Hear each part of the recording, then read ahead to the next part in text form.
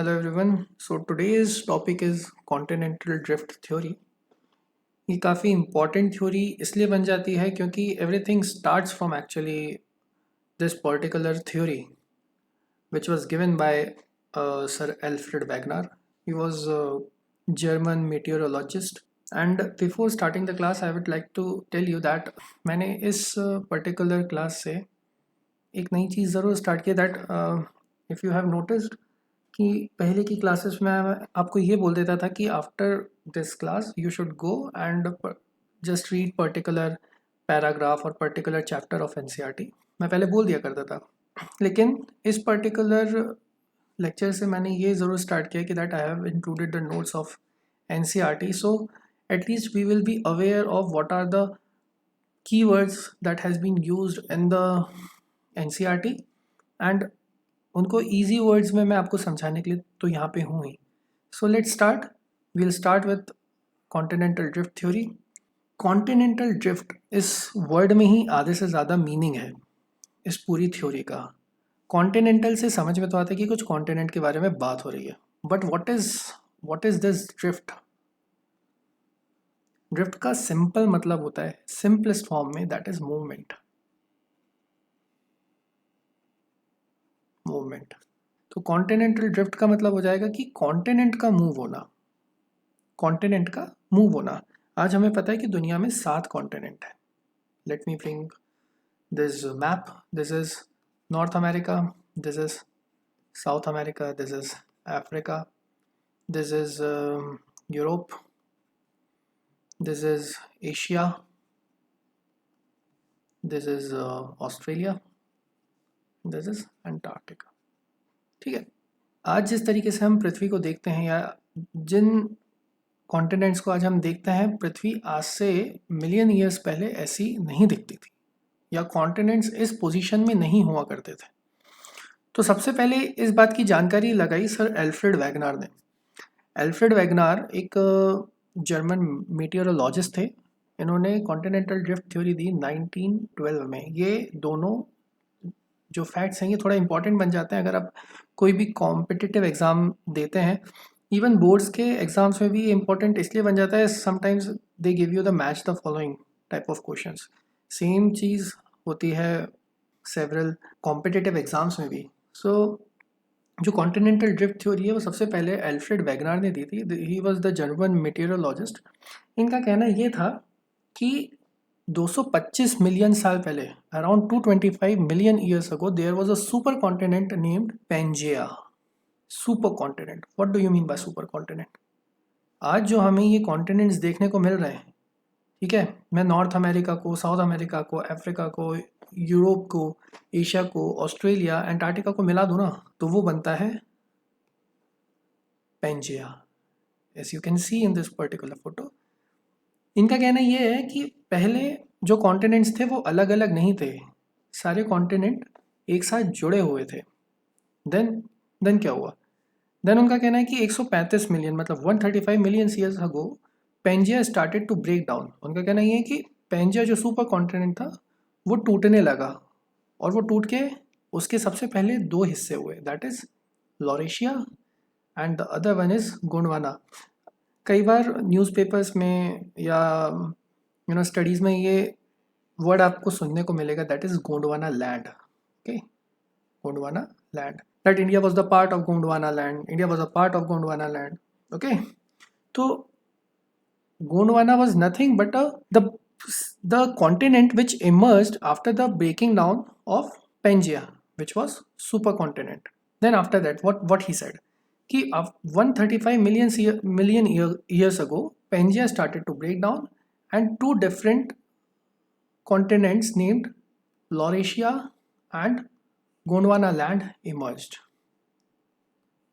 As I told you, कि Pangaea टूटा तो क्या बना? That this one is Laurasia and Gondwana. Laurasia के पार्ट क्या थे? That is north America, Europe and Asia. ठीक है, मैं आगे जाके बताऊंगा that India was not part of Asian plate.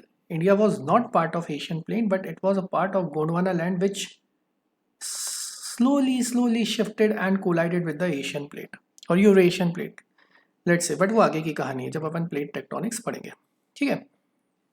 Then next इन्होंने ये बोला कि जो इस पर्टिकुलर बड़े से सुपर कॉन्टिनेंट के चारों तरफ था, it was nothing but a super ocean called Panthalassa.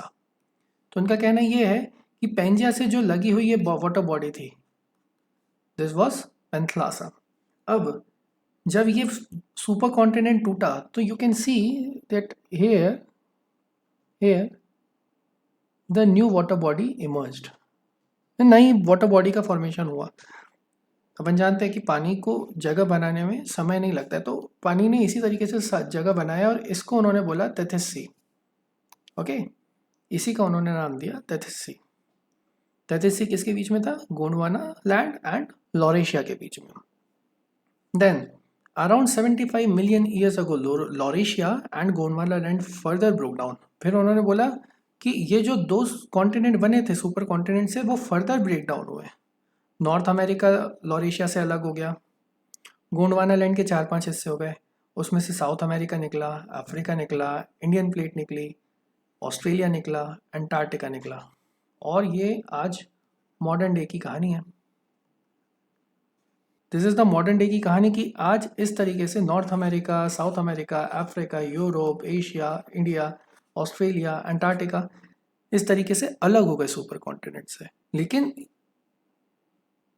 दिख तो रहा है अलग हुए हैं, लेकिन एविडेंसेस क्या है? So let's take a look on evidence.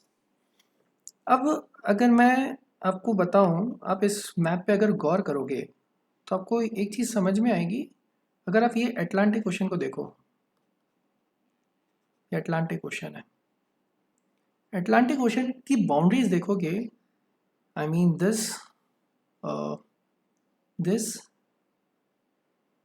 boundary, the western boundary, and when you see the eastern boundary of Atlantic Ocean, or let's say the western coast of Africa, you will see कि ये एक तरीके की, अगर अपन puzzle देखें, आपने देखा होगा बचपन में वो ऐसी पजल आती थी, ठीक है, इस तरीके की पजल्स आती थी, जिक्सॉ फेट।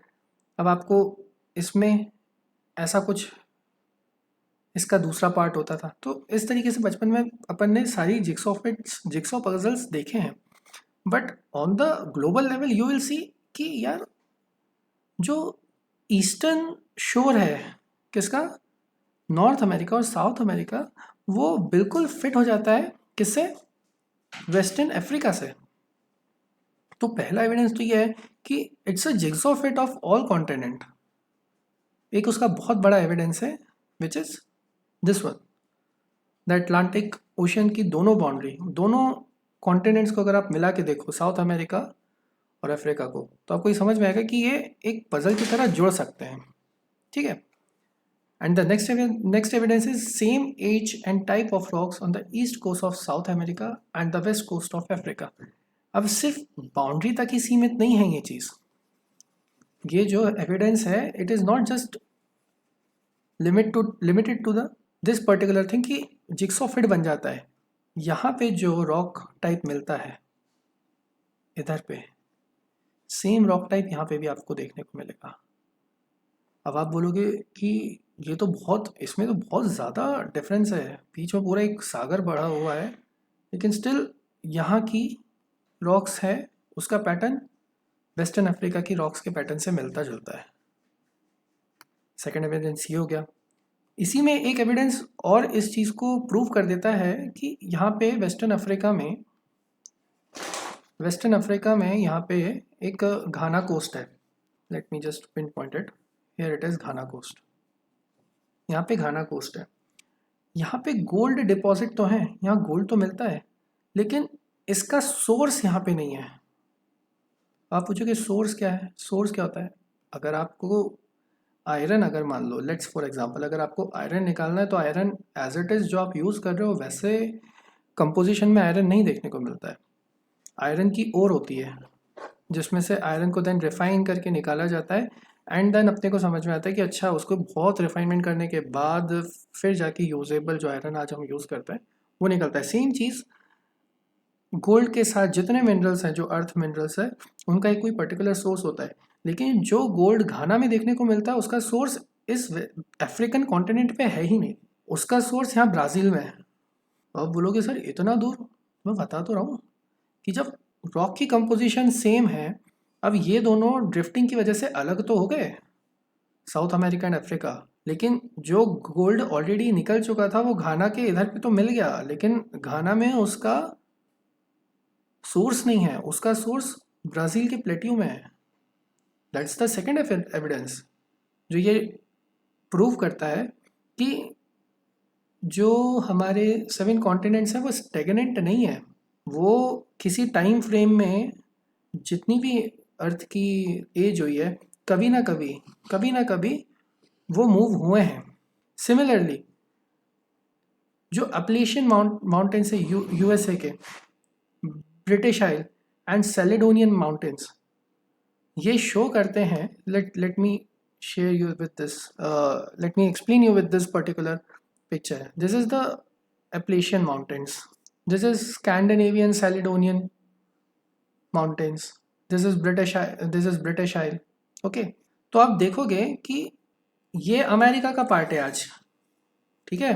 मैं इस पर्टिकुलर आपको मैप में शो करता हूँ, let me just give me 1 second. Okay, so Appalachian mountains यहाँ है, दिस इज एप्लेशियन माउंटेन्स, ये स्कैंडिनेवियन माउंटेन्स है, ये ब्रिटिश आइल है।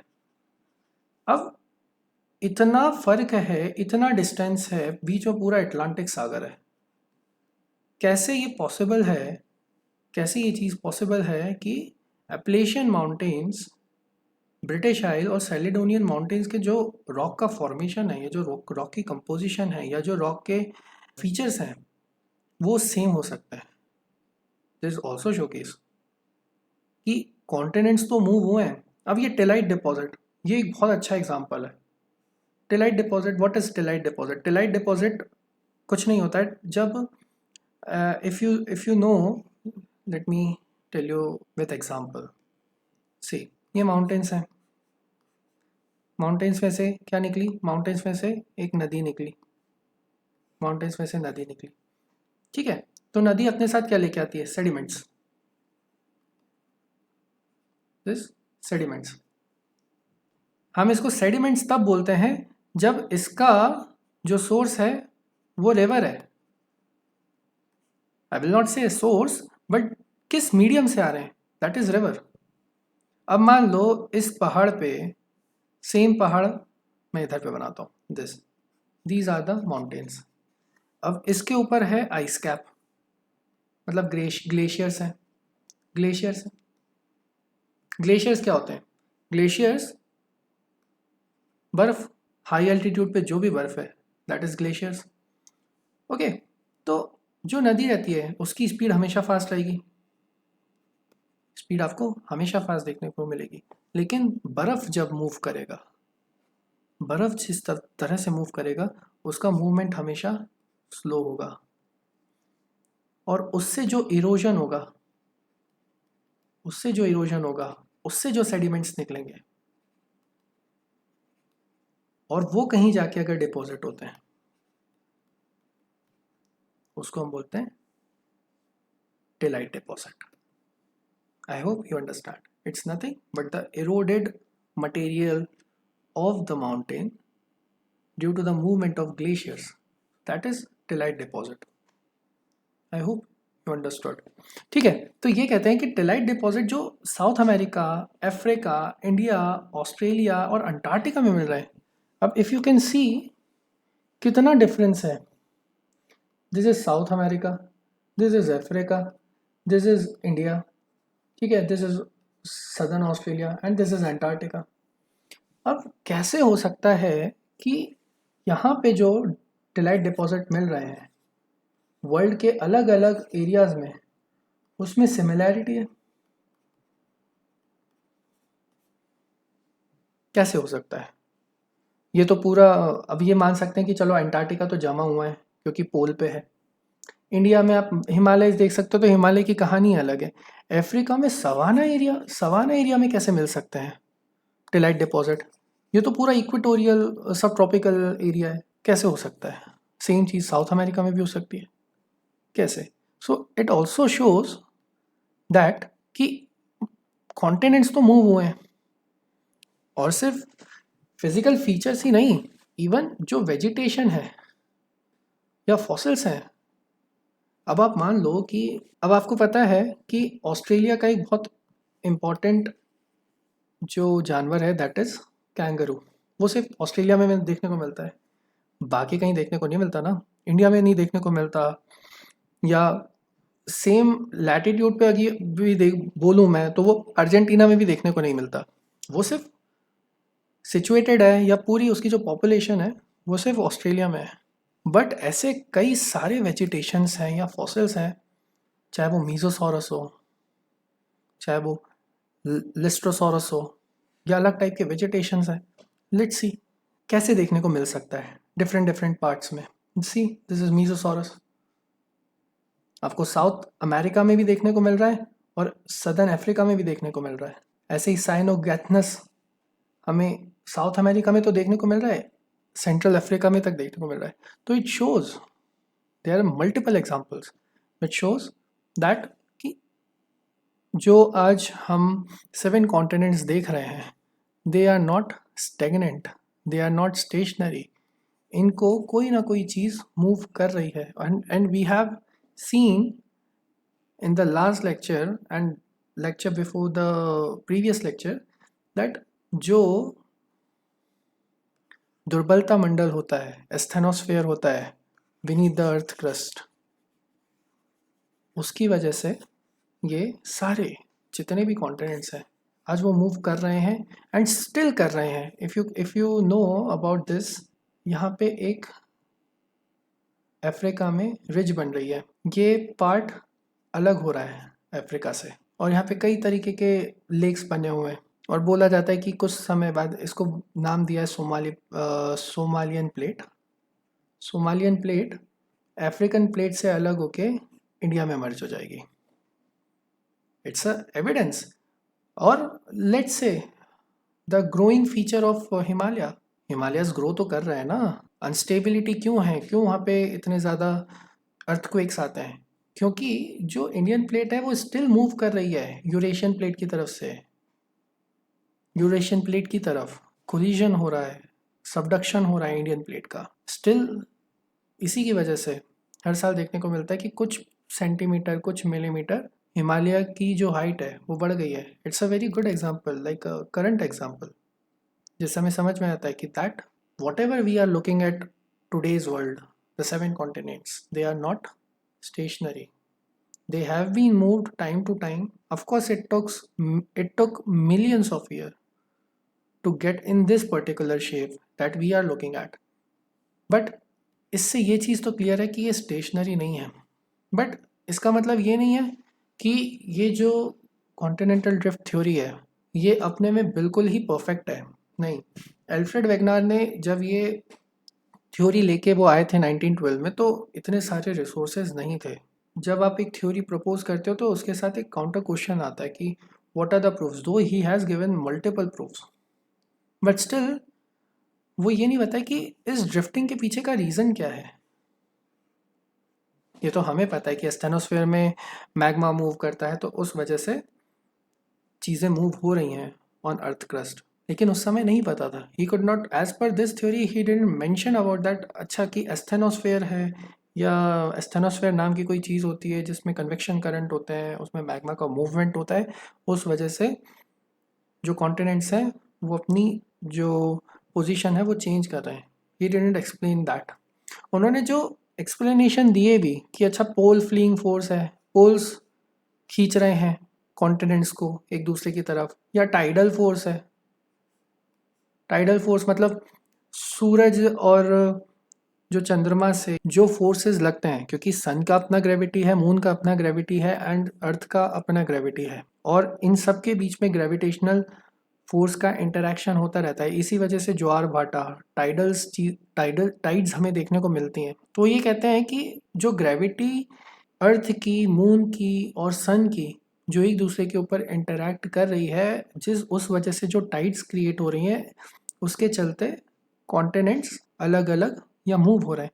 बट पोल फ्लीइंग फोर्स या टाइडल फोर्स में इतनी एनर्जी होती नहीं है। कि वो इतने बड़े कॉन्टिनेंट को ब्रेक कर दें एंड उनको मूव करें. So this is the second limitation. और एक बहुत बड़ा उसमें जो ड्रॉबैक है इस पर्टिकुलर थ्योरी में, दैट इज़ इन्होंने कहीं मेंशन ही नहीं किया कि ये जो सी हैं या ओशियंस हैं ये बने कैसे. आप बोल रहे हो टाइडल फोर्स है, आप बोलते हो कॉन्टिनेंट तो बन गए, लेकिन ओशियंस कैसे आए, सी कैसे बना, पानी कहाँ से आया, और उस पर इतनी टाइडल फोर्स कैसे लग सकती है. नहीं तो आज अगर देखें सेम चीज़ अगर आज के पॉइंट ऑफ व्यू पे अगर हम अप्लाई करें तो हमें ये समझ में आता है कि अगर इतना टाइडल फोर्स है तो फिर तो बहुत मुश्किल है ह्यूमैनिटी या किसी भी वेजिटेशन को या वाइल्ड लाइफ को सरवाइव कर पाना इवन ऑन कॉन्टिनेंट्स.